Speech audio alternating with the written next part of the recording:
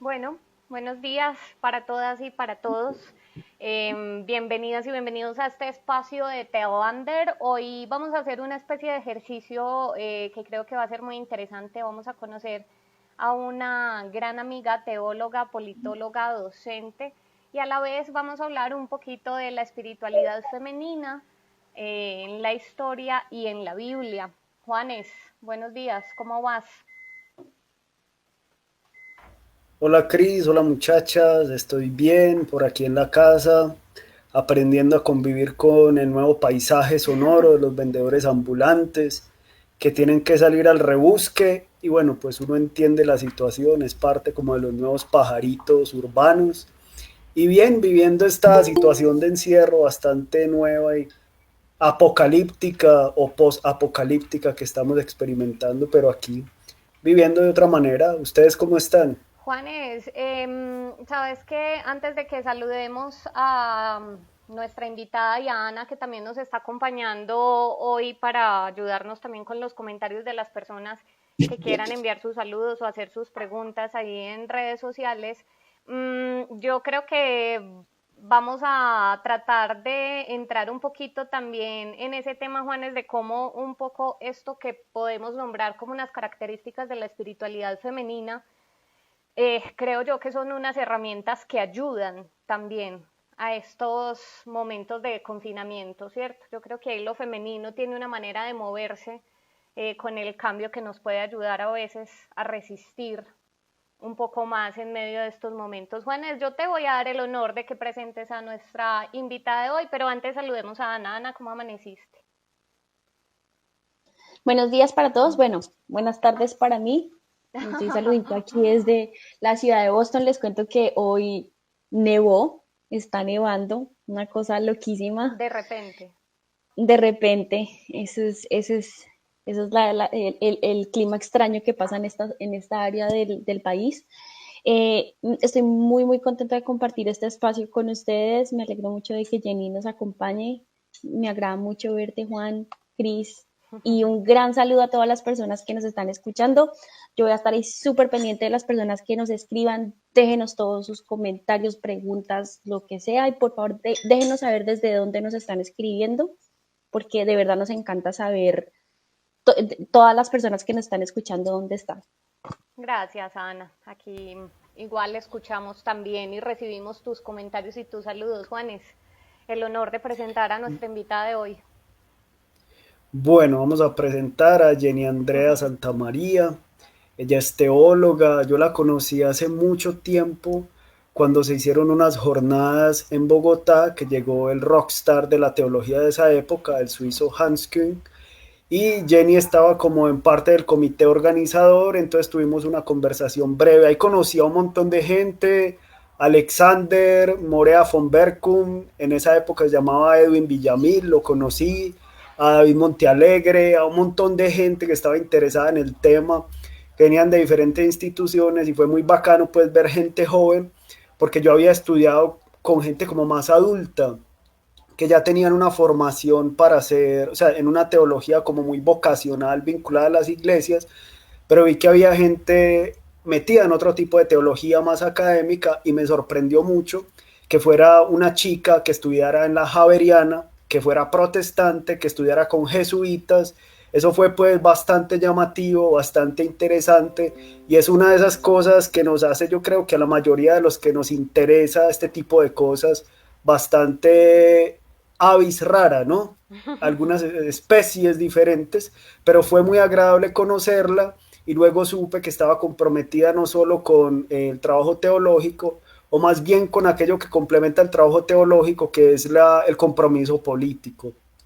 A veces se piensa que la teología es una cosa pues de gente tratando de pensar cuántos ángeles caben en la punta de una aguja, o así como Borges lo llama pues en sus cuentos sobre los teólogos o en la Biblioteca de Babel, gente pues tratando de escribir una literatura fantástica sobre unos seres muy distintos, pero me encontré con que Jenny está trabajando con gente, con mujeres sobre todo, en medio del conflicto armado. Creo que eso realmente es la teología y desde ahí es que escuchamos las voces de la teología.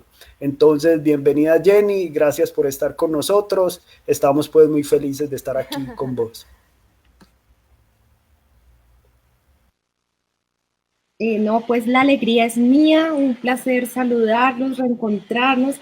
Estamos más que dichosos porque no nos veíamos hace un montón de tiempo con Juanes y con Cris, la alegría de celebrar la vida y en estos días, en estas semanitas que hemos compartido muchísimo, pero también, bueno, con Anita también teníamos un café aplazado hace un montón de tiempo y la bonita sorpresa al saber que ella está comprometida en su quehacer teológico, en su proceso de formación, entonces me emocionó muchísimo saberlo.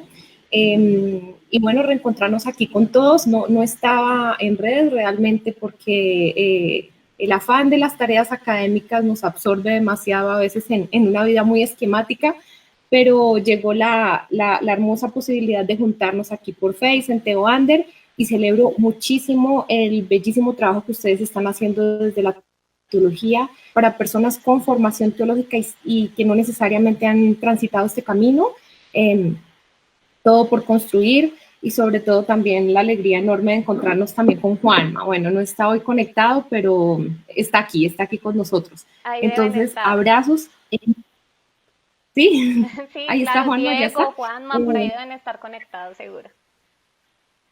Oh, bueno, pues nada, infinitas gracias por la invitación y más que dichosa de reencontrarme con mis amigos filósofos y teólogos aquí sabios, que desde esta construcción de las nuevas generaciones podamos aportar a una mejor sociedad y a una transición genuina hacia la paz y la justicia, que es como nuestro legado, nuestra búsqueda continua y el deseo de dejar un legado en estos procesos para invitar a otros, ¿no? A los que se están conectando y a los que hacen parte de TeoAnder.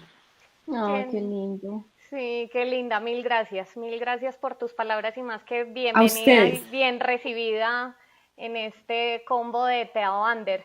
Jenny, Juanes y a todos, Ana, a todos y todas los que nos están escuchando, yo quiero entonces que empecemos hablando del título de este encuentro es Espiritualidad femenina en la historia y en la Biblia. Vamos a empezar entonces, les propongo yo a que desglosemos como cada uno de esos conceptos, mientras Jenny nos va contando un poquito también de su historia, porque esta semana que nos reuníamos a darle un orden y una estructura a esta conversación de hoy nos dábamos cuenta que Juanes decía una cosa que me parecía súper bonita y es que más allá, no solamente vamos a hablar de la espiritualidad femenina y de las mujeres en la historia y en la Biblia, sino que mujeres como Jenny, como decía Juanes ahora, están encarnando esa teología en lo que hacen. Entonces, y Jenny, como ustedes dos también. Como Ana, como muchas mujeres, ¿cierto? Claro. Somos muchas las que desde diferentes frentes estamos haciendo este ejercicio de reflexión teológica. Entonces, bueno, hablemos primero de qué es eso de la espiritualidad femenina, Jenny, y contanos también un poquito quién sos vos.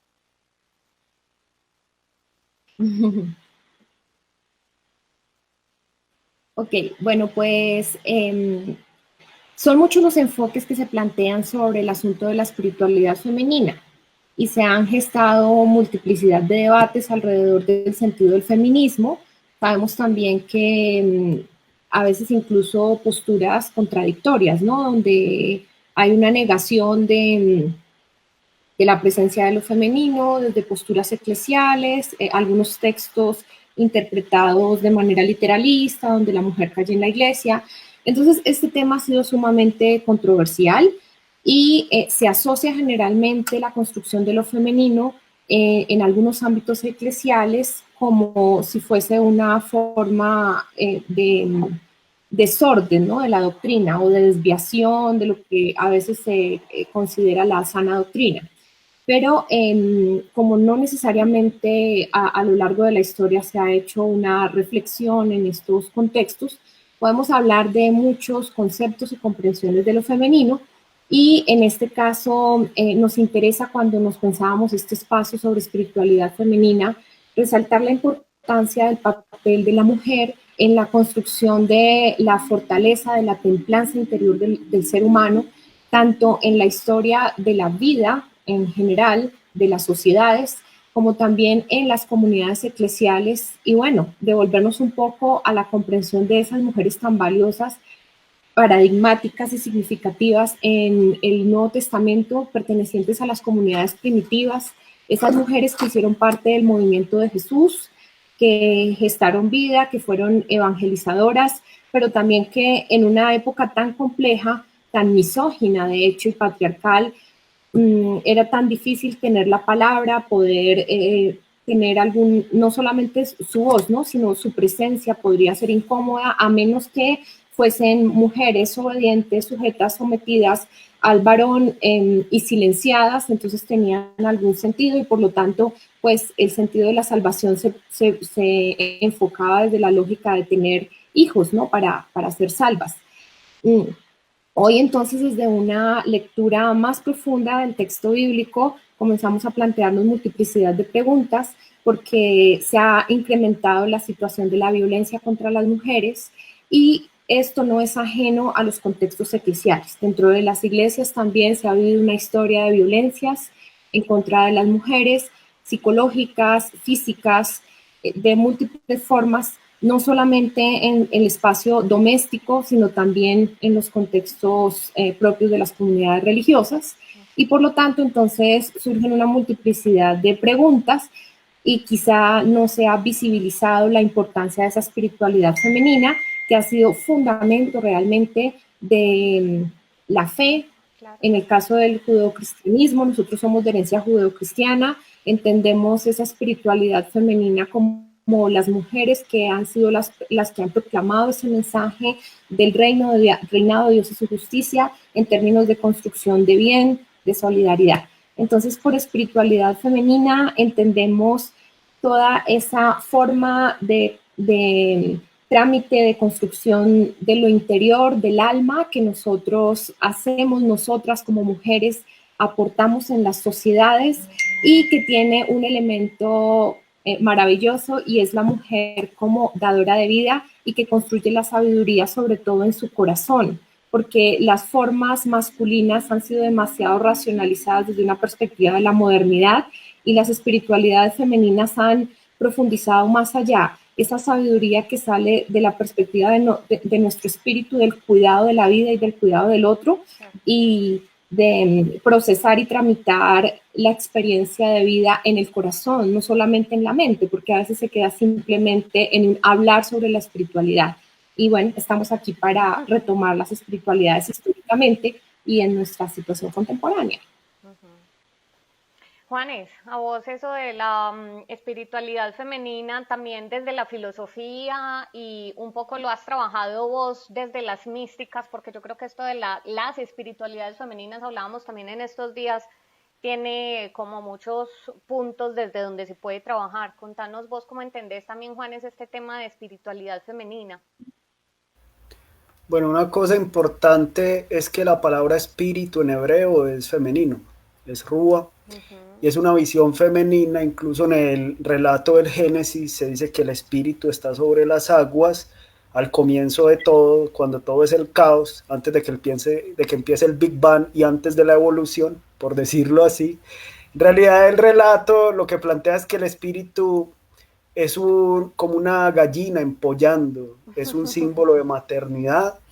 Y en la espiritualidad siempre se ha visto en la historia de las culturas, no solo en lo cristiano, sino en las tradiciones africanas, por ejemplo, que son las madres las que transmiten el espíritu, porque las madres no por su función de madre, sino por su función de cercanía al relatar historias, es una gran contadora de historias. Hay una novela que me gusta mucho de Maryse Condé que se llama Segú, y cuenta la historia de una familia, los Traoré, antes de la esclavización en África. De hecho, pues Maryse Condé fue nominada a Premio Nobel, pero se lo dieron pues a Olga Tokarczuk y después a Peter Handke. Y ella ahí cuenta un poco esa importancia que tiene la madre como transmisora de espíritu. Es que al contar historias transmitimos el espíritu. El espíritu es todo aquello que se opone al mero saber de la tecné. Eso lo dice pues Hannah Arendt en La vida del espíritu, y el espíritu es dedicarse a la vida contemplativa. Por supuesto, muchos hombres se han dedicado a eso y la religión que nos tocó por cultura o por decisión, que es el cristianismo o judeocristianismo, sí tenía un dominio masculino en la administración de las cosas sagradas, pero por ejemplo en el mundo griego había sacerdotisas, Claro. en el mundo africano hay un montón de contadoras de historias, en otras culturas, incluso en el mundo indígena también esas transmisoras, y ahí se viene una espiritualidad que siempre ha estado vinculado a lo femenino. Yo no diría que lo femenino está vinculado al hogar o a la casa, porque ahí fue que las metieron a patadas prácticamente, ¿cierto? Y no las dejaron salir, entonces también estuvieron encadenadas a eso. Pero ha habido otros lugares donde se ha desarrollado ese espíritu como un narrarse, como un poetizar, como un cantar, y es la fuerza que ha tenido. Por otro lado, en lo que mencionabas, Cris, con respecto a las místicas, de pronto ahondaremos un poco más adelante, pero la historia de las religiones, incluido el cristianismo, ha estado, o sea, ha desbordado de narraciones de mujeres que casi siempre han querido encasillarlas, callarlas, opacarlas, pero ha sido tan grande su espíritu como una corriente de agua que siempre ha producido un montón de desbordamientos. Entonces ahí nombraría yo a Teresa de Jesús y a Hildegard von Bingen, tal vez más adelante hablemos más de ellas, que fueron escritoras, poetas, músicas, conocedoras de planta, de medicinas y unas grandes conocedoras de la interioridad. Yo, ¿saben en qué pienso también? Ahí va a hacer disculpa pública porque estoy aquí enredada con quién se ve cuando habla, que no he podido con esta videollamada. Entonces voy a poner ahí el mosaico para que nos veamos todos mientras. ¿Saben yo en qué pienso mucho también desde la psicología?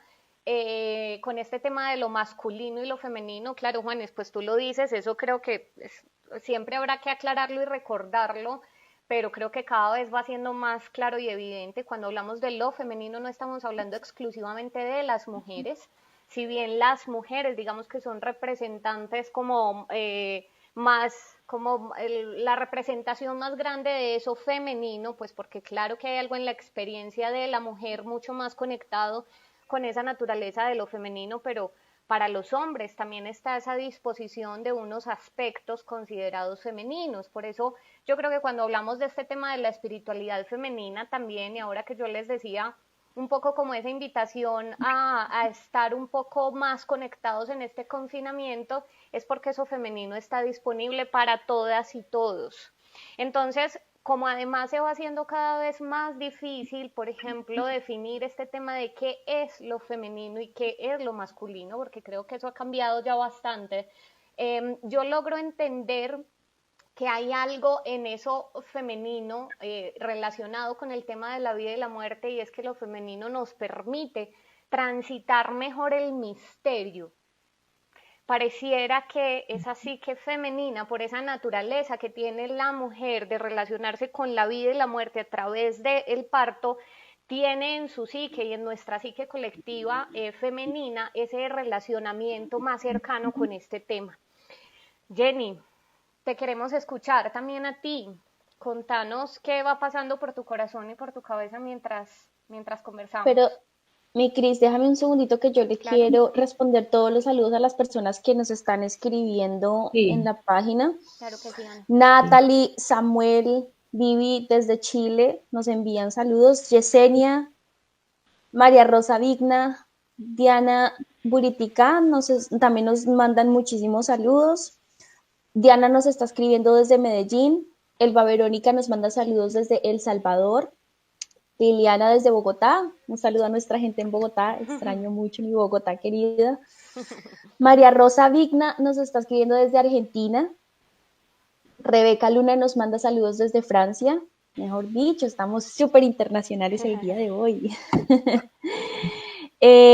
Tenemos también saludos desde la Ciudad de México y Juanma nos manda saludos. Juanito, un gran abrazo para ti.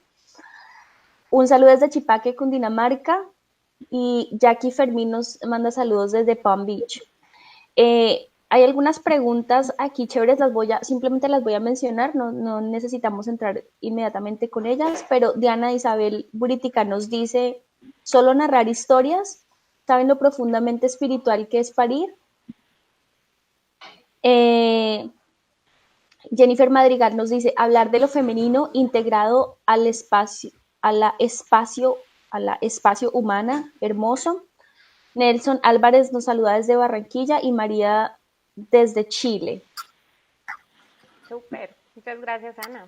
Mucha gente conectada. Jenny, te escuchamos. Bueno, pues súper importante todos los aportes y felices porque estamos conectados un montón, ¿no? Y desde distintos lugares, eso quiere decir, y mujeres, la importancia de construirnos a pesar de la imposibilidad del encuentro físico, encontrarnos, dialogar y poder tener estos espacios de vida, de construcción conjunta desde cada uno de nuestros lugares geográficos. Tú estabas diciendo ahora, Anita, el comentario también me encantó, pero me estaba tratando de volver y no lo leo exactamente. El de Diana, es que me encantó. Claro ¿Lo que podemos volver sí. a leer? Solo narrar historias, ¿saben lo profundamente espiritual que es el parir? Uh-huh. Exactamente, ¿sí? Entonces, independientemente en el caso de las mujeres que pues somos solteras, que no hemos parido hijos, así es inherente a la mujer y lo que ahora lo estaba mencionando ahora Cris, O es que no quieren propio parir de la nunca, mujer ser jamás. dadora de vida. Claro, porque no tiene que ver Sí, o es una solo... decisión, sí, en el caso de muchas mujeres, pues como me uno a ese grupo, es una decisión consciente, incluso desde la niñez, que no hubo nunca ese deseo de ser mamá, por ejemplo, pero está presente el deseo continuamente y es con lo que te acuestas y te levantas de dar vida de muchas formas, ¿sí? A las personas que te rodean, en el caso de los que enseñamos, a quienes enseñamos, de los sobrinos, si tenemos sobrinos, de las familias, todo el tiempo estás generando esa producción de vida. Y cuando intentamos ahora hacer una lectura de los distintas, o una aproximación simplemente de los distintos momentos de la presencia de la mujer desde el siglo I y en los contextos contemporáneos, nos damos cuenta que generalmente la mujer ha sido anónima, incluso en la escritura, ¿no? En muchos momentos la mujer colocaba un nombre anónimo porque el solo hecho de mencionar su nombre podría generar que hubiese menos lectores interesados y se deslegitima el aporte. Pero desde ese anonimato, la mujer siempre ha sido luchadora y resistente en todos los espacios y en todos los campos, a pesar de los colonialismos, a pesar de las realidades patriarcales, a pesar de los disciplinamientos a los cuales históricamente hemos sido sometidas y en el caso colombiano, a pesar de la realidad de desplazamiento y de imposibilidad incluso de ser en el territorio. La mujer siempre está presente en todos los espacios y los ámbitos y entonces reflexionábamos desde esta perspectiva cuando mencionábamos por qué hablar de la espiritualidad femenina, precisamente porque ese grupo, aunque pareciera minoritario, que de hecho no lo es porque somos muchísimas las mujeres alrededor del mundo tratando de construir espacios, esa presencia es la que ha posibilitado una reconstrucción del tejido social en cada uno de los ámbitos, en cada uno de los espacios, a partir de otras miradas y una mirada que es cada vez más reproductora y generadora de vida. Son múltiples los desafíos y el liderazgo de la mujer hoy en día es más visible, lógicamente, pero sigue existiendo una multiplicidad de preguntas con respecto al papel de las mujeres, sobre todo en los contextos religiosos, claro, donde existen unas limitaciones, aún en el mundo académico, creo lo compartíamos bien con Juanes y Cris en una situación anterior, tienes que de alguna manera todavía luchar muchísimo los espacios y pareciera como solicitar, ¿no? La posibilidad de la presencia o la voz, porque suele ser aún acallada. Es una sociedad que aunque hemos dado pasos agigantados con respecto a la conciencia de la igualdad, no necesariamente eso se ha internalizado.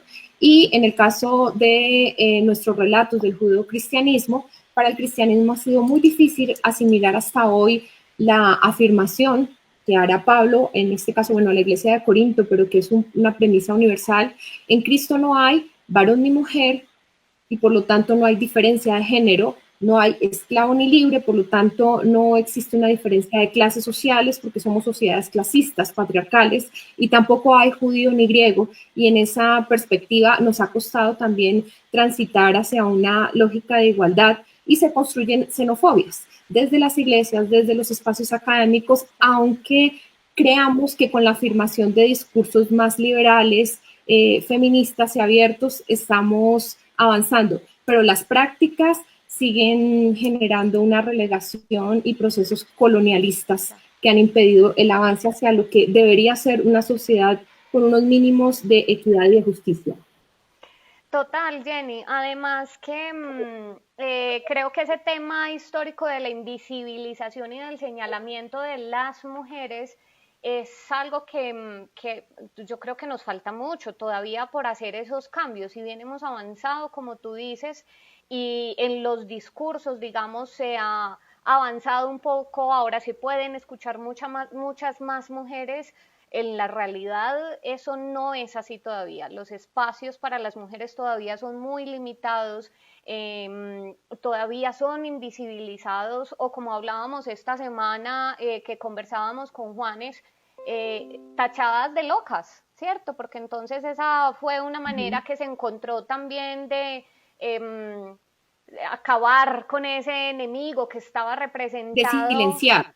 Claro, que eran las mujeres, entonces digamos que están locas, a las místicas, digámosles que están locas, a las que saben, digamos, sobre la naturaleza, digamos que son unas brujas. Entonces, históricamente ha habido un proceso de invisibilización, de señalamiento, de juzgamiento, de culpabilidad puesto sobre la mujer, que yo creo que todavía necesitamos transformar mucho en esa espiritualidad que vivimos ahora.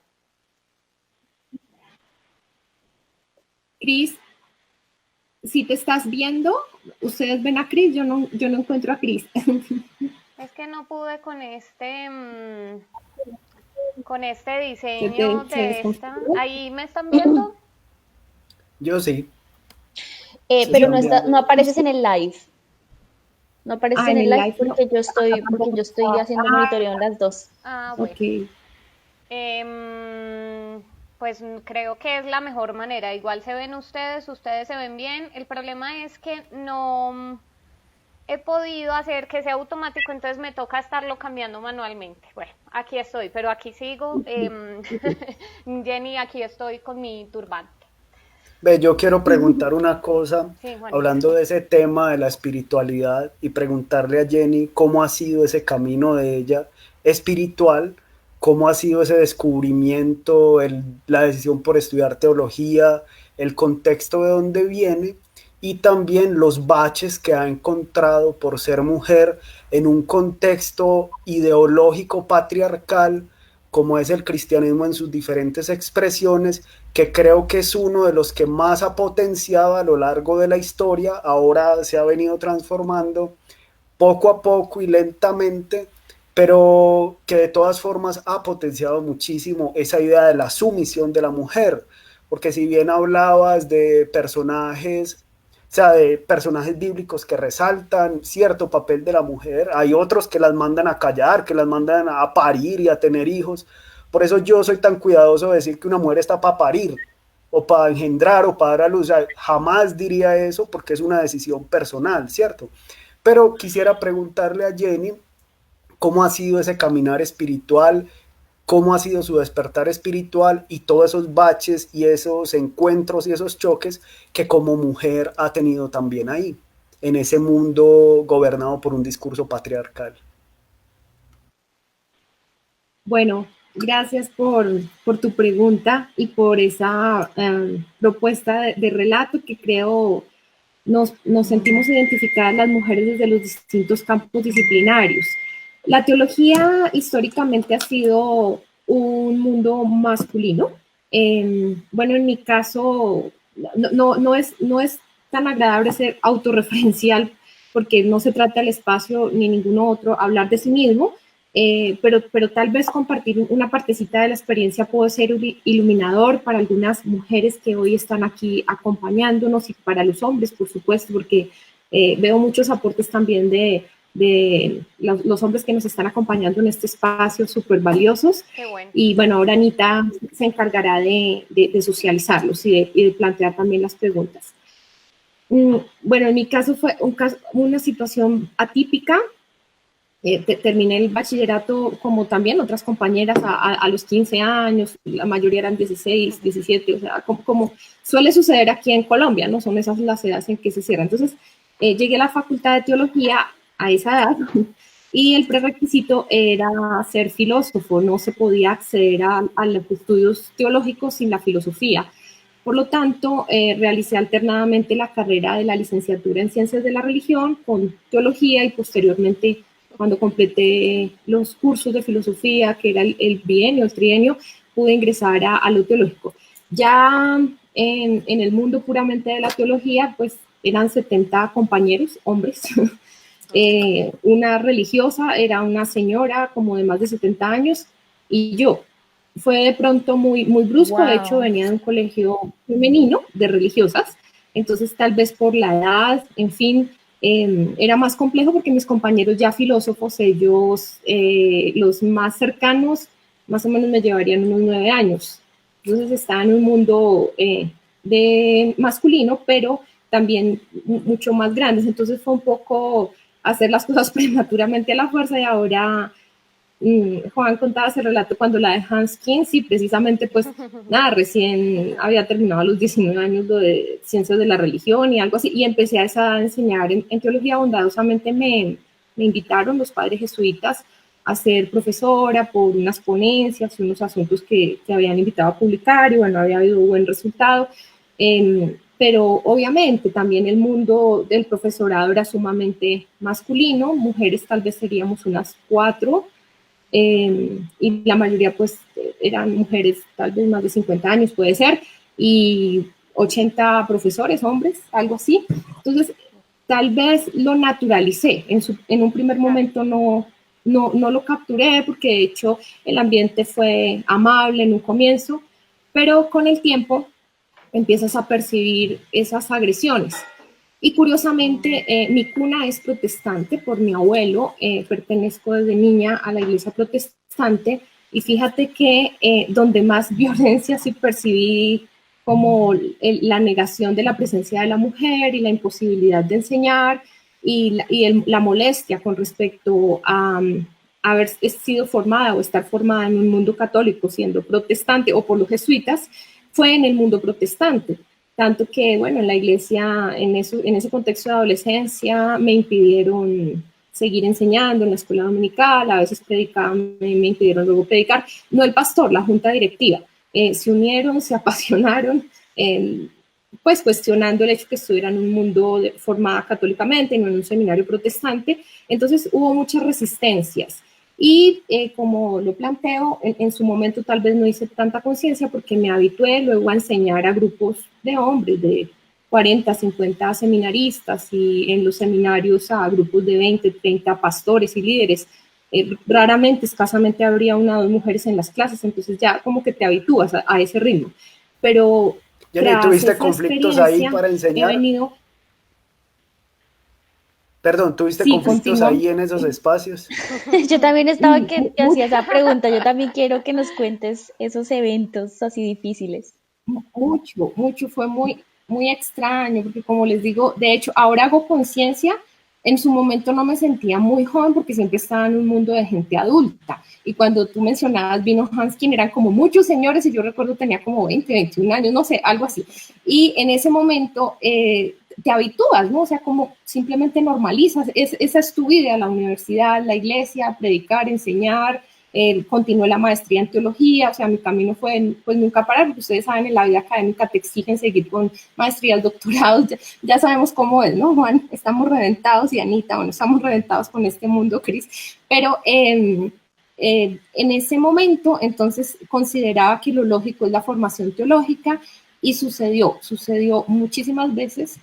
En un espacio ya más íntimo les compartí a Juan y a Cris, lloré con lágrimas de sangre todo este camino teológico. Yo creo que duré unos 8 o 9 años desgastada diciendo, ok, lo hago porque hay un sentido, porque es abrir los espacios a otros. Empecé a poder formar mujeres en iglesias, invitarlas a ser parte de estos mundos y que alzaran su voz, a invitar a otros que formaban distintos contextos, a sugerir que dialogaran los protestantes y los católicos, a llevar a sacerdotes y seminaristas al contexto protestante, e invitar a protestantes a mis clases en la Javeriana y en las otras universidades que enseñaba, San Buenaventura, etcétera, para que nos juntáramos en esos espacios. Pero continuamente sí hubo esos rechazos, sobre todo de la línea más extrema, reformada, pues no se sentaban en el salón, alegaban con los reverendos, decían que no se sentaban porque una mujer no debe enseñar según la Biblia. Por otra parte, pues no estaban de acuerdo también, como decían, no, pero es muy joven, le falta experiencia, en fin, en ese momento. Y se enojaban, sobre todo, su mayor molestia era desde sus lógicas que iba a enseñarles una teología liberal, le iba a corromper la fe de muchos, entonces representaba para algunos colegas, reverendos y pastores, era la falsa profeta, hubo pues boicots. Y bueno, en ese proceso decidí posteriormente retomar lo que anhelé en un principio, era alternar con ciencia política o derecho, y por eso me fui moviendo un poco hacia el mundo, porque creo que en el cuerpo y en el alma no soporté tanta violencia, tampoco porque no había muchos correlatores y no había mucho espacio donde cuentas la experiencia, sino en mi caso fue vivirla en total soledad, pues con el apoyo de mi mami, que es la que siempre ha estado, mi familia, mi hermano, mi hermana, como, no, Jenny, tienes que hacer lo que hay que hacer y tenemos que salir de esa postura retrógrada. Ellos siempre han sido muy críticos de la fe. Pero claro, en esa experiencia de solicismo, de angustia, he pensado a muchos de los que han transitado este camino posteriormente o paralelamente.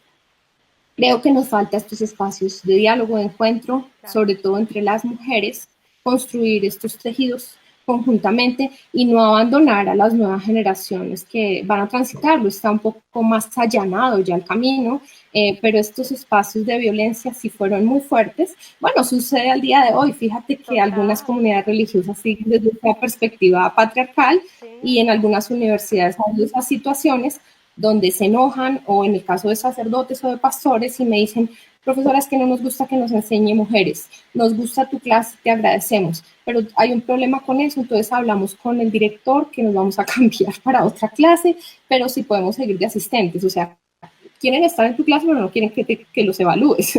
Entonces, bueno, eso me ha hecho pensar cada vez más y seguir el asunto de la tesis doctoral desde la perspectiva de la legitimidad de la presencia de lo femenino, para que sigamos abriendo los espacios para las nuevas mujeres y chicas que construyamos desde la fe y desde la vida. Jenny, además que a mí me encanta esa mezcla que tú haces con el tema político, porque yo creo que muchas de las que venimos trabajando, creo que Ana coincide con nosotras, y muchas de las mujeres que venimos trabajando también este tema de la teología feminista, de la espiritualidad femenina, de la mujer en un contexto religioso, estamos convencidas de que tenemos que llegar también a hacer unas transformaciones políticas, y que las mujeres de la historia, por ejemplo, las mujeres de la Biblia, tenían una presencia política también importante, que volvemos a lo mismo, se ha invisibilizado, y siguen existiendo estos espacios de violencia contra las mujeres sustentados en la Sagrada Escritura, sustentados en la religión, y bueno, tenemos que seguir haciendo esas transformaciones, porque eso también es político. El lugar de las mujeres en las comunidades religiosas, en las iglesias cristianas, en la iglesia católica, eso también es político. Hay una pregunta, Jenny, que creo que es muy común que se nos haga a las mujeres que además trabajamos esta doble vía de la Biblia y el feminismo, y es: ¿cómo hacemos esa relación? ¿Cómo trabajar un texto sagrado con una perspectiva de género, cuando ese mismo texto ha sido usado, mal interpretado, para abusar de las mujeres, para violentarlas, para ponerlas en unas condiciones sociales, emocionales, políticas y espirituales bastante lejanas de lo que las feministas también estamos buscando? Contanos un poquito de tu experiencia y cómo trabajás, por ejemplo, vos la Biblia, entonces. Mi Cris, Sí, qué pena interrumpir, pero es que hay una cosa que quiero contarles. Yo sí, recuerdo cuando yo conocí a Jenny, eso fue hace como unos 10 años. Sí. Jenny trabajaba en un programa radial con otro amigo muy querido que es Boris Pinto, y otra persona, Mario, Mario, si estás por ahí, saludos. Lo interesante, yo quería contar esta experiencia porque una persona cuando estábamos saliendo tuvo un comentario bien maluco con Jenny, pero feísimo, así todo el patriarcado encima en un comentario, lo más harto del mundo. Casualmente ¿Qué dijeron? No, cuéntalo, cuéntalo. lo vinculó mucho con lo femenino y yo solamente quería contarlo porque, bueno, esta persona te dijo como algo así como, ¿cómo es posible que no tengas pareja? Tú estás muy bonita y un hombre, por supuesto, un hombre pastor, tú estás muy bonita y tú eres una chica que ha hecho muchas cosas y tú deberías tener un marido, una cosa así, pero... Y yo me acuerdo que tú le saliste con una respuesta, ¿cómo? De la radio que estaba ahí como visitando la emisora, ¿sí? Sí, sí, sí, sí. Sí, ese señor es medio famoso en los círculos cristianos, entonces prefiero no decir su nombre. El caso es que tú le respondiste así de una forma súper chévere. Yo me acuerdo que tú le dijiste, pero así súper seria, volteaste y lo miraste y le dijiste, a mí me basta solo Jesús. Y te fuiste. Y lo dejaste, y lo dejaste al hombre con la palabra en la boca. El hombre como que ahí medio balbuceó alguna respuesta y medio pecueca. Qué maravilla, Jenny.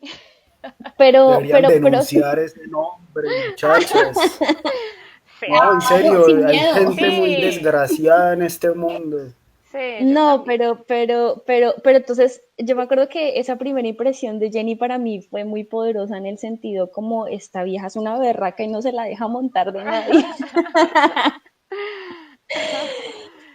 Eso quería contar. La verdad es que a Jenny yo siempre la he admirado mucho desde que la conocí, justamente por esa fuerza y esa fortaleza que ha tenido para permanecer en medio de las dificultades.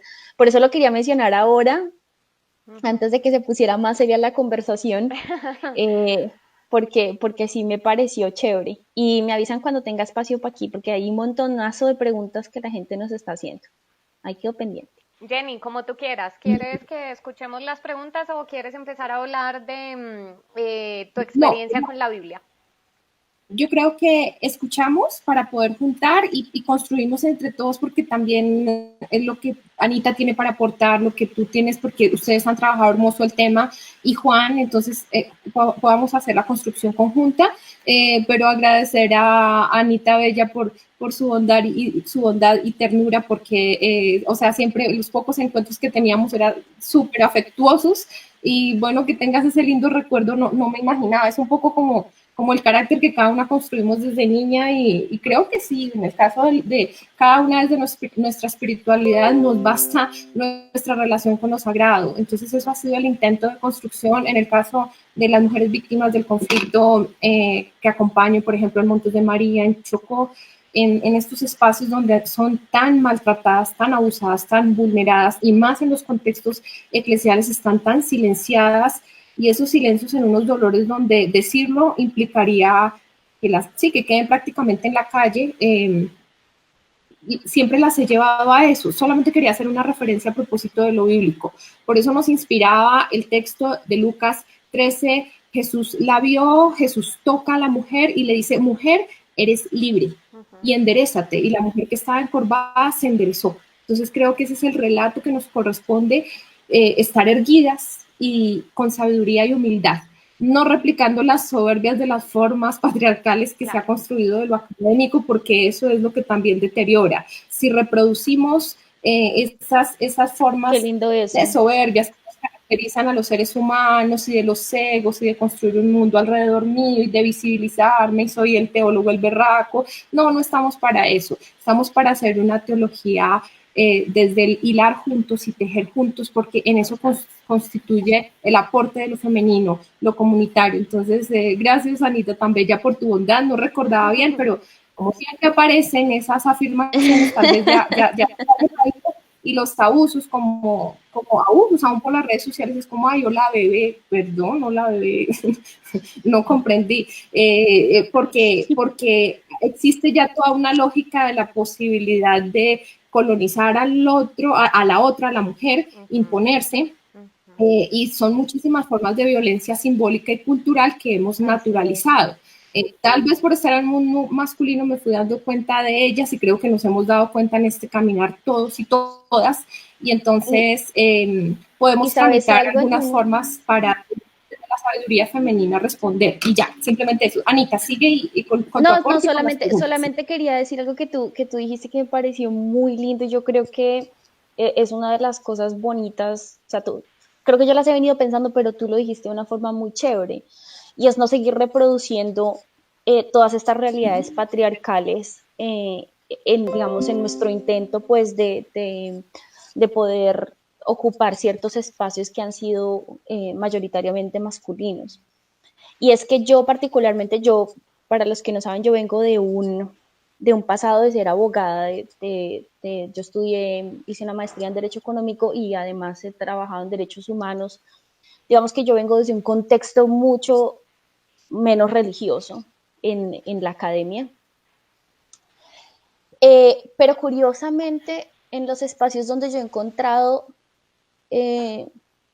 digamos, unas conductas patriarcales muy nocivas, ha sido en el contexto de teólogos masculinos, hombres, que promulgan por una teología más progresista. No sé si me hago entender.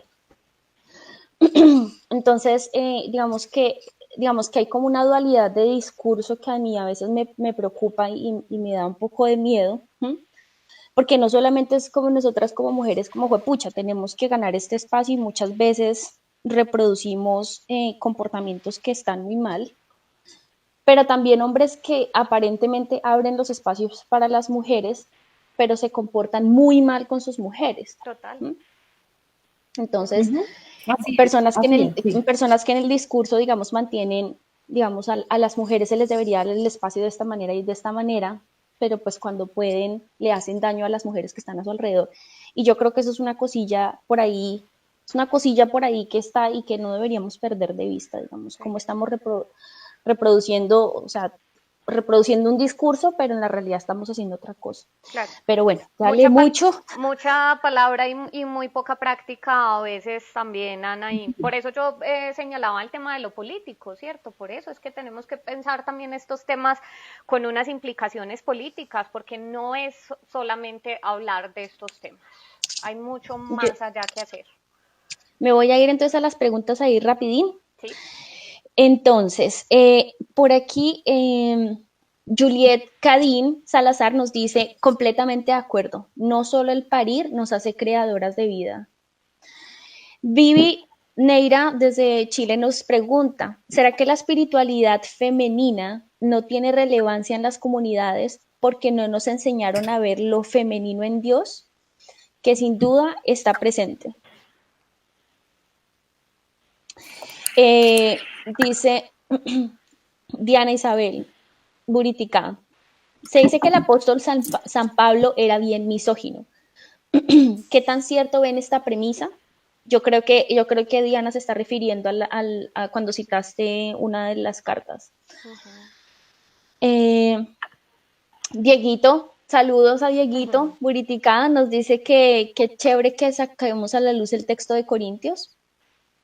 Liliana O. Ávila nos dice, a la mujer se le relacionó con la sensualidad y el pecado, concibiendo estos aspectos como algo negativo. Durante mucho tiempo se negó justamente la naturaleza femenina y lo instintivo y se escondió su importancia en la construcción de sociedad. La parte femenina es un complemento y un equilibrio con lo masculino. Eso nos dice Liliana O. Ávila.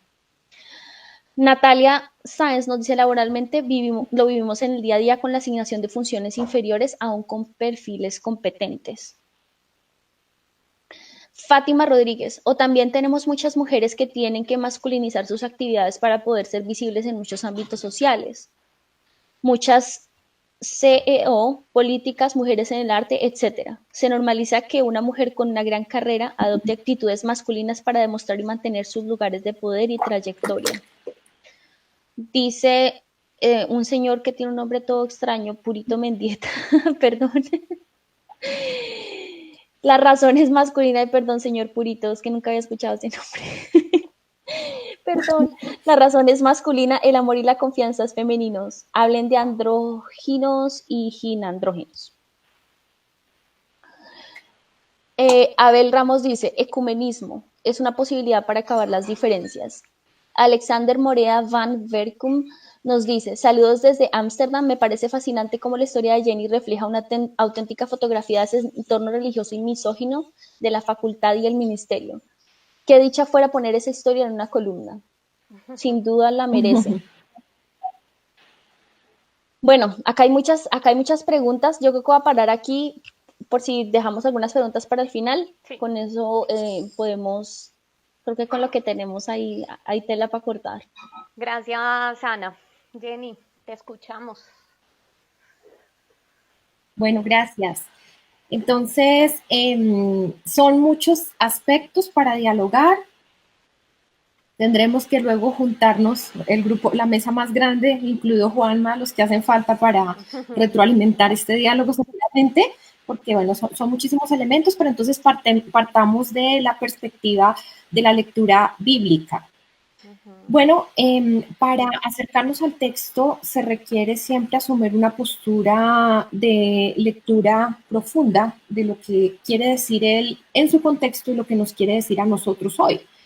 Y curiosamente, nuestra historia del mundo, sobre todo de los contextos evangélicos, de la línea pentecostal, hay un temor con respecto a la lectura crítica del texto sagrado, porque lógicamente en el fondo del texto lo que se evidencia es una mirada desde estos aspectos que estábamos mencionando al comienzo, y es la igualdad y la justicia social. Si existe una categoría, digámoslo así, que atravesara toda la Biblia para entender lo que la Escritura está diciendo del Génesis al Apocalipsis, es precisamente la categoría justicia. Y por justicia entendemos el orden armónico, el acontecer divino en la creación, en el mundo, en la naturaleza, y por lo tanto en mujeres y en hombres. Y ese orden implica igualdad, respeto, el principio de dignidad, lo que hizo Jesús con las mujeres, que es precisamente dignificarlas y colocarlas en el lugar que les correspondía como centro también de la historia, y no permitir que se mantuvieran en ese espacio de relegación. Pero entonces, dado que se ha deslegitimado esa lectura crítica del texto para acomodarla a intereses personales, intereses de tipo económico, intereses políticos, intereses, por supuesto, de supremacía de lo masculino, no conviene a veces hacer una lectura crítica. Pero el texto en sí mismo es muy claro cuando nos acercamos a él, donde nos está evidenciando, y sería una manera muy sencilla leerlo a la luz del Nuevo Testamento, de los Evangelios y del relato de Mateo 5, 6 y 7, en donde Jesús está haciendo el planteamiento claramente de lo que significa el bien humano y lo que significa la justicia. Entonces, en esa perspectiva, entendemos que a lo largo y ancho de la Escritura, el gran postulado es la justicia social. Y la justicia social se entiende como ese principio del bien del individuo y el bien de la comunidad. Y donde no subsiste el bien, entonces ahí es donde acontece el mal, donde acontece el pecado. Y por lo tanto, todo lo que dañe la dignidad humana, todo lo que obstruya la posibilidad de construir desde la libertad, desde la autonomía del individuo, está en contra de los principios de la palabra. El rasero, el punto de partida, el fundamento, debe ser lo que dijo Jesús y lo que hizo Jesús. Pero claro, tras la manipulación que se ha gestado históricamente, sobre todo, digámoslo, de manera más fuerte en estas últimas 2 décadas, personas desde sus intereses particulares han deslegitimado el texto. Entonces, una clave de lectura es mirarlo desde la transparencia del mismo. A veces ni siquiera hay que sobreenfatizar el asunto de la clave feminista, sino que emerge de suyo propio desde nosotras como mujeres, encontrándonos con el texto.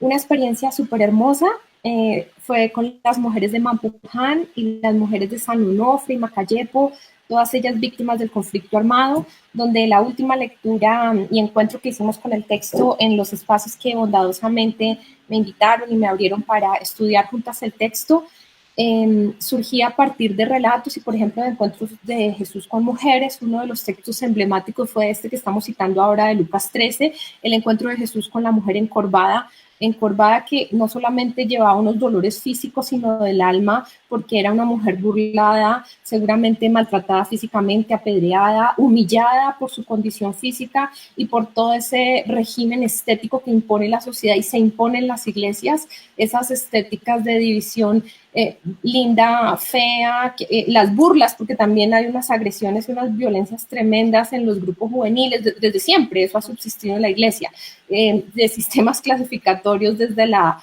ignorancia y desde la estupidez realmente, porque eso se aplaude también la estupidez en nuestros espacios eclesiales. Y entonces subvalorar y siempre plantear que la mujer que Dios tiene para mí, entonces la categorizan con tales características, incluso tipo Barbie, y termina entonces siendo la iglesia simplemente reproductora de una sociedad llena de codicia que legitima el sistema capitalista, el sistema liberal y esos cánones estéticos donde se invalida a unas mujeres, se hace un altar alrededor de otras y es una cultura de la adoración del cuerpo, pero simplemente, o de la belleza física en su conjunto, de los cánones no existe como tal un concepto unívoco de belleza o de estética, pero en las iglesias también los transferimos en los espacios religiosos y pensamos que el asunto de la santidad cristiana se remite simplemente al aspecto de lo que leemos como moral y no entendemos que en ello también hay una actitud de mal, que si queremos entender el tema del pecado, pues ahí está presente. Entonces les compartía la cuestión de las mujeres en estas comunidades víctimas del conflicto armado, donde precisamente ellas iban comprendiendo toda la hermenéutica, cada vez que hacemos hermenéutica del texto, en otra ocasión fue un espacio muy hermoso sobre las bienaventuranzas, se leían ellas a través del texto y podían narrar sus experiencias de vida, contar los dolores, muchas de ellas víctimas de violaciones, de abusos sexuales por parte de paramilitares, de grupos armados al margen de la ley o de los mismos agentes del Estado, y tenían niños frutos de esas violaciones. Y se levantan esas mujeres en medio de esas desgracias, mujeres muy jóvenes y llenas de posibilidades de construir una vida, pero con estas posibilidades por el vacío del Estado. Y aún así, en medio de ese dolor y de una realidad de gran desesperanza, que pareciera desde nuestros ojos, ellas son capaces de releer sus historias, de dialogar en medio de estas situaciones tan desesperanzadoras entre ellas y encontrar esperanza en esa comprensión del texto, en sentir una presencia divina, en fortalecer una espiritualidad y pues son ejemplo de resistencia y de templanza. Entonces el asunto es cuánto templamos nuestro interior y desde eso también resistimos todas las formas de violencia simbólica y cultural que siguen estando presentes de muchas maneras en nuestros contextos humanos cotidianos. Quería preguntarte un poco por tu metodología de trabajo con estas mujeres víctimas del conflicto armado en Colombia. O sea, ¿cómo vinculas el trabajo político con el trabajo teológico y qué resultados vienen, qué experiencias puedes contar que generen transformaciones positivas en el ámbito social, político y también a nivel simbólico, que es lo religioso? Ok, sí. Bueno, el trabajo, incluso pues hablábamos de algunos métodos o propuestas, ¿no? Preguntábamos por propuestas de interpretación bíblica. Bueno, lo que intenté, en mi caso, enseño desde siempre, estoy a cargo de cursos de exégesis, de Nuevo Testamento, Evangelios y Pablos, y profetas, ha sido como el énfasis que he enseñado durante muchos años. Entonces, lo que intenté fue tomar los métodos exegéticos, la metodología histórico-crítica, en la cual está la historia, la crítica literaria, la crítica textual, bueno, ya eso implica como unos tecnicismos del estudio exegético, ir a las Biblias en el Antiguo Testamento en hebreo, en el Nuevo, Entonces, lo que he intentado siempre con estas comunidades y con pastores y líderes de iglesias de estos territorios, donde la mayoría tienen segundo de primaria, tercero, pero tenemos, o sea, hay que ir, yo lo hago por mi cuenta voluntariamente, como ahorrando cada año para los pasajes, para mi autosostenimiento y ofrendando el tiempo allá en esas comunidades. Entonces, ellos se preparan como durante el año, aproximándose a guías que se va haciendo como un ejercicio, vayan leyendo estos textos y vayan leyendo, interpretando esos textos de la Biblia. Entonces la propuesta ha sido intentar hacer una triple mirada del texto, juntando los distintos métodos, enseñándoles de manera más simplificada, porque ahí es donde está la maravilla del quehacer teológico y bíblico, una comprensión del texto histórica y contextual. Entonces ahí surgen, Juanes, los elementos políticos, porque toda la Biblia está llena de una construcción política, de unas realidades políticas. O sea, no podemos mirar el texto desde una perspectiva mística, porque es lo que le ha quitado el sentido genuino a la escritura. Y en esa mirada, en un primer momento de lo político, entonces es gestionar con ellos cuáles son como esas verdades teológicas inherentes que fueron relevantes para la fe de los cristianos de ese contexto, de ese momento histórico, si es en el Antiguo Testamento el que corresponda, si es en el siglo I, en el Nuevo Testamento, y luego entonces cómo esa lectura que hicieron las comunidades en su momento sigue siendo pertinente para nosotros hoy. Para pasar a una lectura, un tercer momento, ese segundo lo he llamado análisis teológico, al primero análisis histórico contextual, que es sociopolítico, un análisis sociopolítico, y entonces pasamos a un tercer momento, y es qué me dice el texto a mí y cómo leo mi realidad política. Entonces partimos de una lectura de lo que ha pasado, de las problemáticas sociales, pues una lectura lógicamente de la política colombiana, de los abusos, las situaciones que se han gestado y cómo entonces a partir de esas verdades teológicas del análisis sociohistórico puedo decir algo para el texto hoy y reescribirlo desde sus historias de vida. Y bueno, ahí hay un material hermoso, entonces estoy por ahí. Esperamos que tras la sustentación de la tesis doctoral podamos publicar los relatos que han escrito las mujeres y su lectura teológico-sociopolítica de su realidad a la luz del texto y de los dolores y angustias que vivieron esos personajes de esos contextos de la Biblia.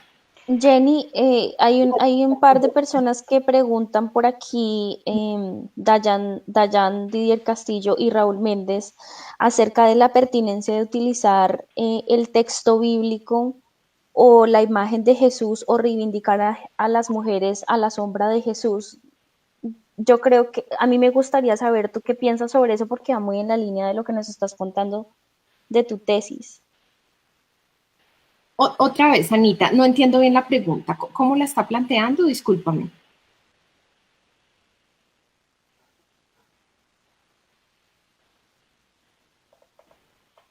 Ana. Ana, Anita. Ay, perdón, estaba hablando con el micrófono apagado, Dios mío. Sí, ellos preguntan la pertinencia de seguir utilizando el texto bíblico para reivindicar a las mujeres y preguntan particularmente, ¿de verdad Jesús reivindicó a las mujeres? Y en todo caso, ¿por qué ser reivindicadas a la sombra de Jesús? A mí me parece una pregunta muy interesante porque creo que va muy de la línea de tu tesis y me gustaría saber tu opinión sobre la pertinencia del texto bíblico y sobre la pertinencia de la imagen de Jesús en el proceso de reivindicación de las mujeres. Ah, ok, gracias, Anita, ya, perfecto, sí. Bueno, básicamente son muchísimos aspectos porque sabemos, y aquí hay teólogos, estoy leyendo como estamos juntándonos también con algunos donde nos hemos encontrado en el aula de clase, en distintos espacios, y otros con los que no nos conocemos, pero ahí vamos hilando conjuntamente. Y es que desde esa perspectiva de construcción sabemos que hay una multiplicidad, existe una posibilidad de multiplicidad de miradas del texto bíblico. Entonces, tenemos que entender que, por ejemplo, en el caso de Jesús es judío y, bueno, es un judío de su época y, bueno, me encantan los últimos textos, las últimas investigaciones que se han hecho sobre el Jesús histórico y la mención a Jesús como el campesino, Jesús el judío marginal, pero no es que, por ejemplo, Jesús está haciendo una mirada en contra del judaísmo, o sea, antijudía. Sí está asumiendo una postura autocrítica y crítica de la cultura patriarcal. Por eso él dice, no he venido abrogar la ley, sino a cumplirla. Es decir, he venido a explicarles que ustedes han interpretado desde un legalismo de la Mishnah, es decir, la interpretación de la ley, el sentido de la vida y de la voluntad divina. Entonces he venido a enderezar esa interpretación equívoca. Y por lo tanto, entonces Jesús está haciendo una crítica a la cultura patriarcal judía, a la cultura patriarcal romana y pues griega, porque es una sociedad helenizada, en cuanto a una sociedad opresora y que ha multiplicado unos dispositivos de dominación donde impide que la mujer tenga su espacio como tendría que ser en medio de la sociedad, aportando en los distintos ámbitos para construir vida. Y Jesús lo que está haciendo al reivindicar el papel de las mujeres es diciendo, entiendan el sentido, veníamos hablando de lo que corresponde o de lo que significa la voluntad divina. Y la justicia de Dios es la armonía. Y cuando existen abusos de poder, formas de dominación, ahí no puede operar la justicia de Dios. En eso consiste el pecado.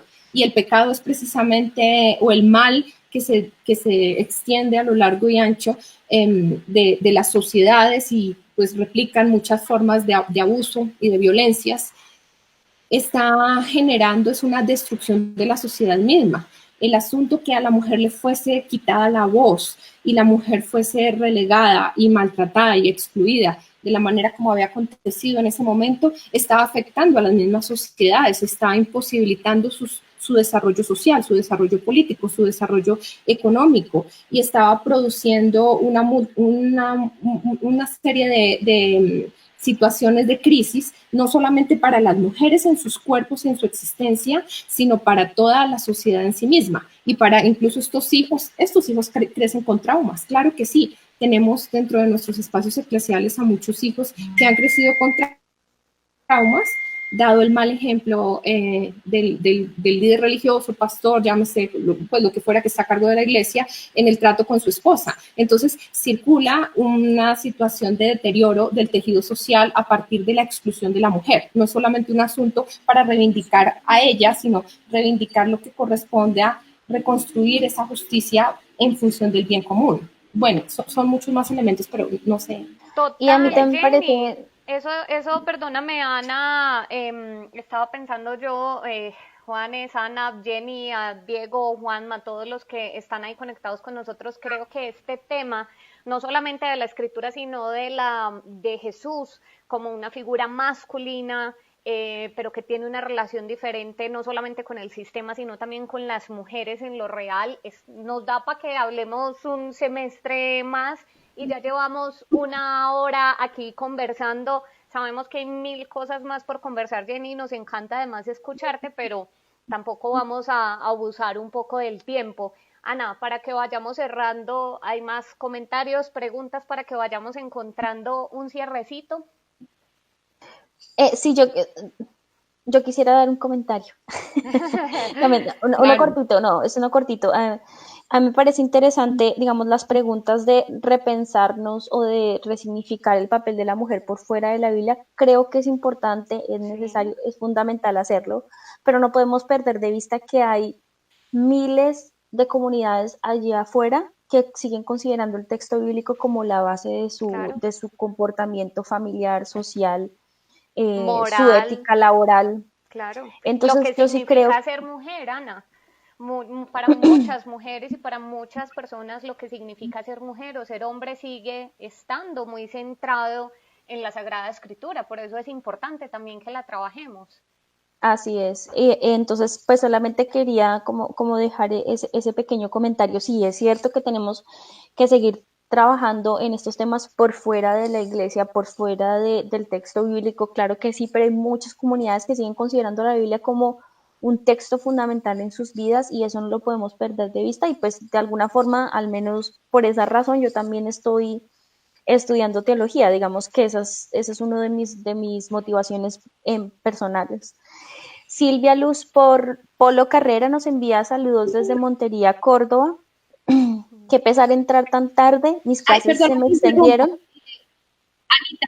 Sí, Dime. Anita, Silvi lidera grupos de mujeres con las comunidades de Montes de María y ahora mismo un proyecto hermoso que se está construyendo de resistencia, pues incluso desde sus experiencias de fe. Y bueno, Silvia está al frente de Corsoc, liderando, y nos contaba la situación en medio del confinamiento de hambre y de necesidades que están viviendo las mujeres en este momento y las comunidades víctimas del conflicto armado. Entonces, por ahí, que te había dicho, te mencionaba, tal vez nos acompañaba Silvia desde su aporte del trabajo con las mujeres en estos contextos y algunas otras de Casa de la Mujer. Ay, qué chévere. Bueno, un saludo para Silvia y un saludo también para todas las mujeres que están trabajando en iniciativas a favor de mujeres en distintas partes del país y en otras partes del mundo. La verdad es que su trabajo es invaluable y probablemente no suficientemente valorado, pero de verdad que ustedes están haciendo un gran cambio en nuestra sociedad. Hay muchísimas preguntas, muchísimos comentarios, muchísimos saludos. Silvia nos acaba de comentar que algunas lideresas, perdón, algunas lideresas de iglesia en el departamento de Córdoba han tenido que tener actores armados viviendo en sus propias casas. Las mujeres siempre están expuestas, pero muchas veces son ellas las que hacen mayor resistencia, nos dice Silvia. Qué bonito aporte. Bueno, tenemos un montonazo de comentarios, pero creo que debemos ir cerrando. Entonces, muchísimas gracias por permitir este espacio y por invitarme para estar con ustedes. No, Ana, mil gracias a ti, Jenny.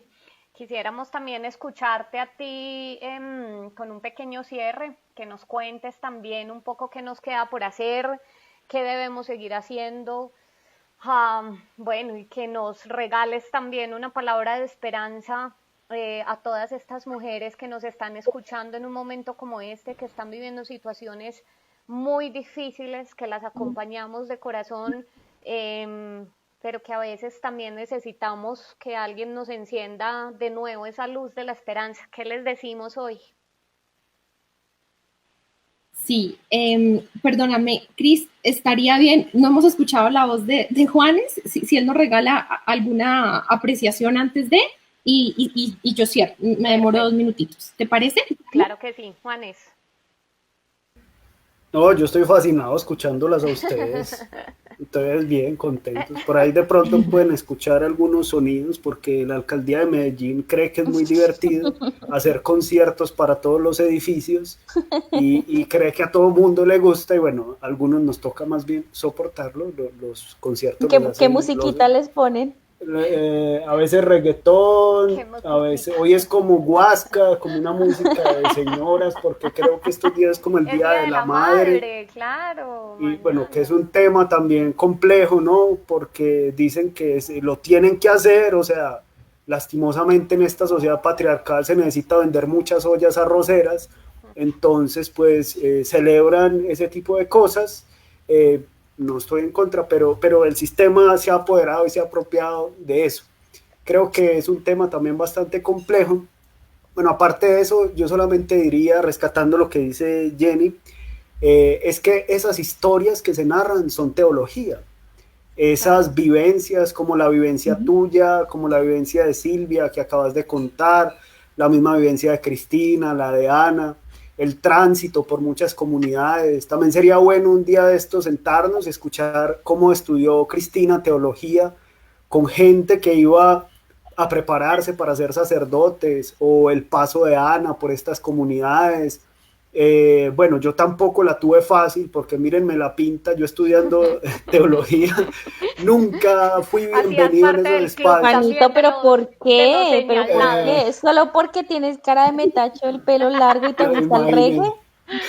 No, imagínense, o sea, todas esas cosas así, pero bueno, no es un tema relevante tanto en este momento, más bien rescatar que esas historias que se cuentan es lo que nos hace contarnos a nosotros mismos, narrarnos, dar un sentido, pensarnos, y lo vinculo mucho con personajes, por ejemplo, como Teresa de Jesús. A ella le quemó los libros la Santa Inquisición, le prohibió escribir, y ella dijo, ¿qué importa? Tengo el libro de la vida, y empezó a generar un espacio de meditación interior, a conocer su propia alma, fue una exploración de silencio, Y ella decía, es que ahí no entra la Inquisición, en mi propia alma, en mis pensamientos, no entran a controlar lo que yo siento y lo que Dios me dice. Creo que hay lugares de rebeldía también, y hay lugares donde se aprende a decir que no ante esa institucionalización del poder. Creo que esas historias, esas que querés escribir de estas personas, esas que querés publicar, es donde realmente se hace teología, porque a veces nos vinculamos solamente a textos muy antiguos que son relevantes para esas personas, pero es mucho más interesante aprender a conocer qué nos dicen las historias de ahora y ver cómo se nos revela la vida en vidas confrontadas, no solo con problemas de discriminación, que eso uno lo sortea, o sea, no es fácil, lo destroza uno a veces, pero lo sortea, pero ya hay historias muy duras en los pueblos de violaciones, de maltratos, incluso apoyados a veces por ciertos agentes pastorales. Algunos están a favor de los derechos humanos, otros no.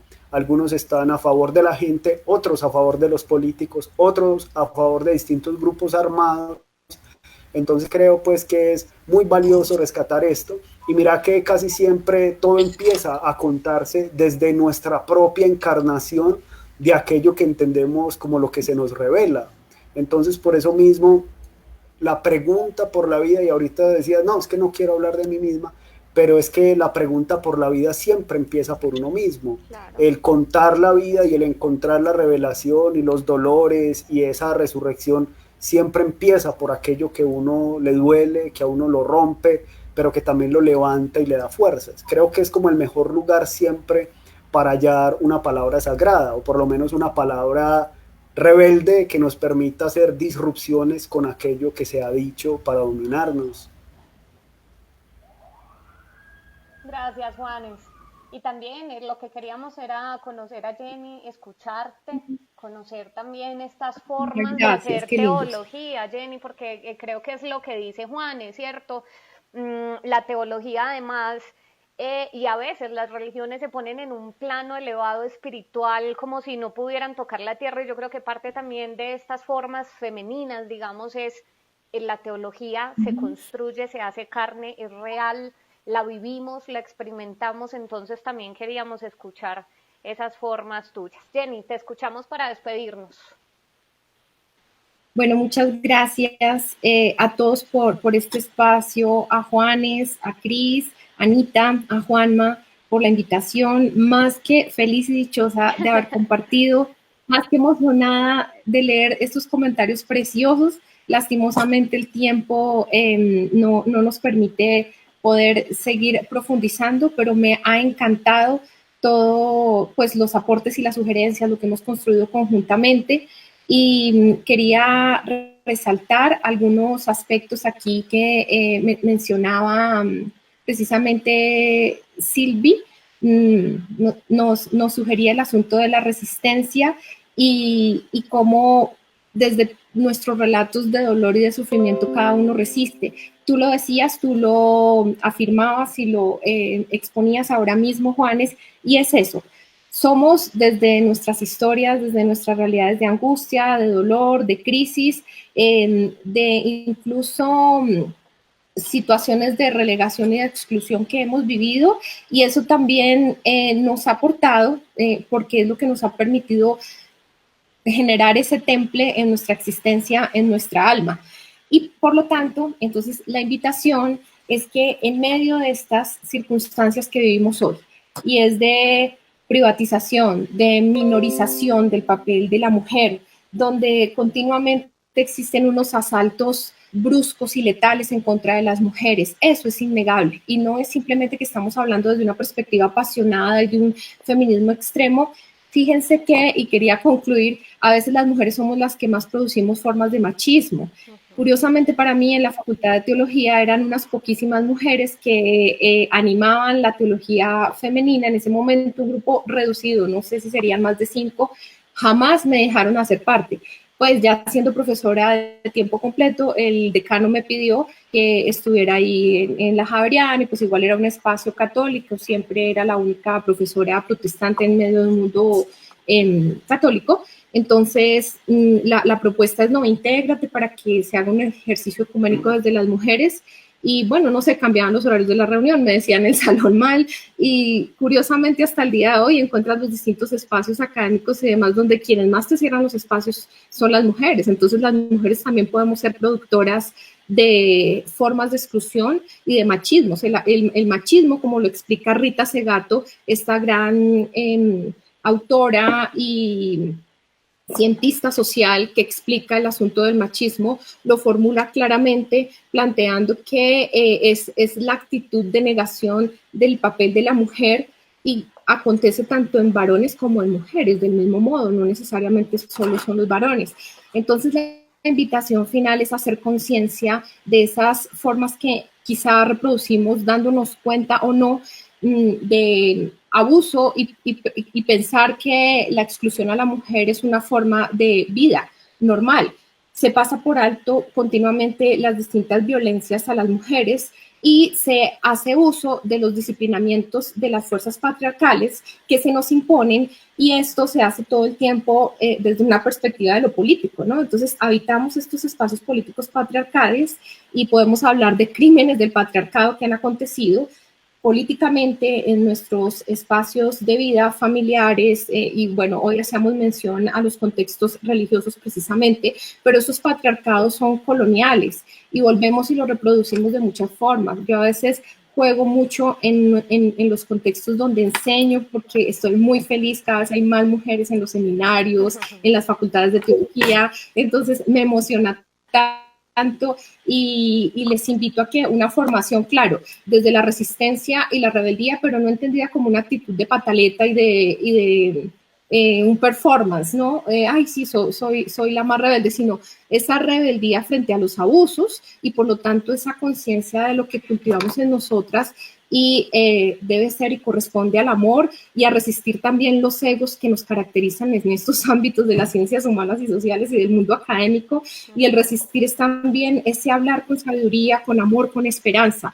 Entonces cada vez que están en los espacios o en las iglesias, porque a veces pues he tenido la fortuna que me invitan contextos neopentecostales a que los acompañe 1 o 2 años de formación a sus líderes y pastores, les invito a una lectura más crítica de la existencia a las mujeres que hacen parte de estos equipos, porque, por ejemplo, llegan los misioneros y se alborotan, entonces el rubio de ojos claros las enloquece a algunas y se construye toda una idea absurda que ha entontecido a la sociedad desde la lógica de la superioridad de razas, y es una perspectiva bastante nazista.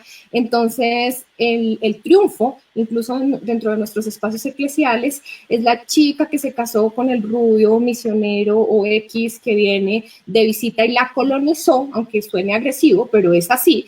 Y bueno, la felicidad es crear sus niños rubios y obedecer un mandato. Entonces, ¿cuál es el proyecto de vida? Es la pregunta que siempre hago, o sea, porque tenemos que empezar a desmontar todas esas lógicas que hemos impuesto históricamente y a desafiar esas formas de control que contradicen la autenticidad del texto sagrado, pero no haciéndolo desde una perspectiva guerrerista, violenta, porque eso es innecesario, eso simplemente sería replicar formas de abuso de poder y de control, sino desde la sabiduría y desde un principio tan hermoso que es la invitación de la escritura, y es la humildad, ¿sí? Hagámoslo con humildad, hagámoslo con amor, dando esos frutos de vida, que es el amor, que es la paz interior, que es el gozo, que nadie te arrebate la paz interior, ni ninguna relación afectiva destruya tu vida o bloquee tu futuro, sino que seamos capaces como mujeres de reorganizar toda esa situación interior y poder